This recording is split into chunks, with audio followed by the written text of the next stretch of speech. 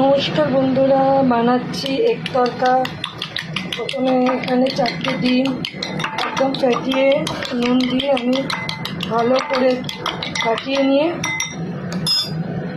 এখানে তেল হয়ে গেছে, আমি দিয়ে দেব।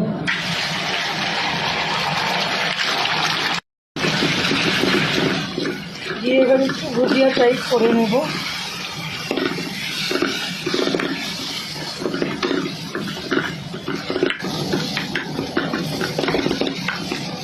ডিম দিলাম, ভুজিয়াটা একটু লাল করে ভেজে নিয়ে একটুখানি ফ্রাই করবো। একটু 5 মিনিট একটু ফ্রাই করে আমি একটু তুলে নেব। তেল দিয়ে আমি একটা তেজপাতা আর 2টো শুকনো লঙ্কা একটু ভেঙে দিলাম, নাহলে ফাটবে তো, ওই জন্য। এরপর ওর মধ্যে আমি দেব গ্রেট করা রসুন। এটা আমি কিমা দিয়ে করবো ভেবেছিলাম আজকে তরকাটা, কিন্তু কিমাটা আমার ফ্রিজে আছে, বার করানো হয়নি, ওই জন্য আমি ডিম দিয়ে তাড়াতাড়ি করে দিচ্ছি। আরেকদিন কিমা দিয়ে করে তোমাদের দেখাবো। এই দেখো তরকাটা সেদ্ধ করা আছে। এই যে ডিমটা ভুজিয়াটা করে রেখেছি সেটা, এটা পেঁয়াজ কুচি, রসুনটাকে একটু লাল লাল করে ভেজে নিয়েছি। দেখো তোমরা ব্রাউন করে একটু ভেজে নেবে, একটু ব্রাউন করে ভাজলে ভালো লাগবে। আর সবসময় মনে রাখবে তরকাতে একটু বেশি রসুন লাগে। এরপর এর মধ্যে দিয়ে দেবো পেঁয়াজ কুচি।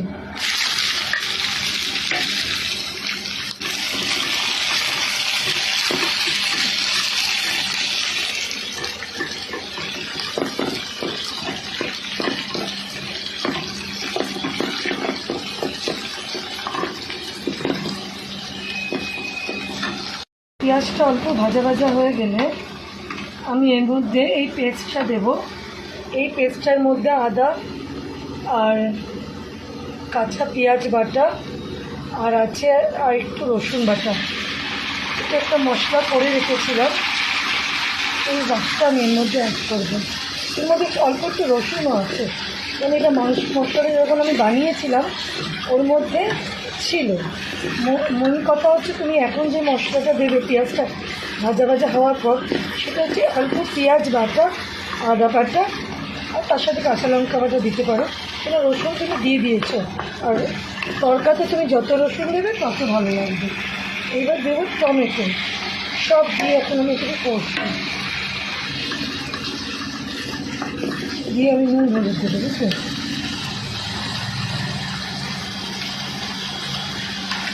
পরিমাণ মতো নুন দিলাম, লঙ্কার গুঁড়ো দিলাম পরিমাণ মতন, একটু ঝাল ঝাল করবো। হলুদ দেবো পরিমাণ মতো, একটু চিনি দেবো, একটু জিরে গুঁড়ো দেবো, একটু ধনে গুঁড়ো দেবো। এর আন্দাজে এই 1 ঢিকনার মতো একটু ভিনিগারও দেবো। দিয়ে সব মশলাগুলো একসাথে মিশিয়ে আমি ঢাকা দিয়ে দেবো, বুঝলে, টমেটোটা গলার জন্য।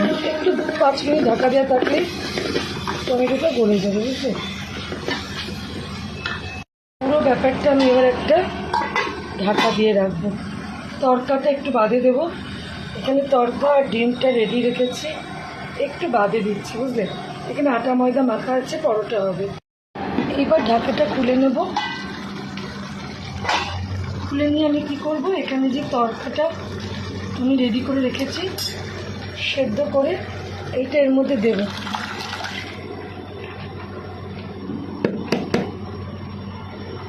এর মধ্যে দিয়ে এইটা শুদ্ধ আমি আর একটু জল দিয়ে একদম ঢাকায় একটু স্টিমে রাখবো। আর একটু জল দেবো, বুঝলে, আর একটু জল দেবো, ঢাকা দিয়ে দেবো। এইবার জল দিয়েছি তো, ঢাকা দিয়ে একটু ফুটুক। একটু বাদে আমি দেব ডিমের ভুজিয়া, লঙ্কা কুচি ছাড়া কিন্তু তরকা অমানান, আর দেব কসুরি মেথি লাস্টে নামাবার আগে। চলো খুলে দেখি, অলমোস্ট হয়ে গেছে। এবার ব্যাপারটাকে নেড়ে নেব একটুখানি। অন্যরকমভাবেও করা যায়, অনেক রকমভাবেই তরকাটাকে আনা যায়। এবার আমি কী করবো, ও ডিমের ভুজিয়াগুলোর মধ্যে দিয়ে দেবো।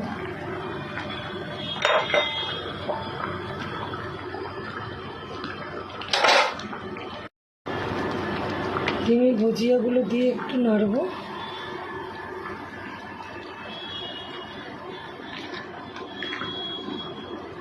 এবার ফিনিশিং টাচ শুধু দেব, সবই এখানে দেয়া করা আছে, শুধু একটু নেড়ে চড়ে নামানো। কাঁচা লঙ্কা কুচি,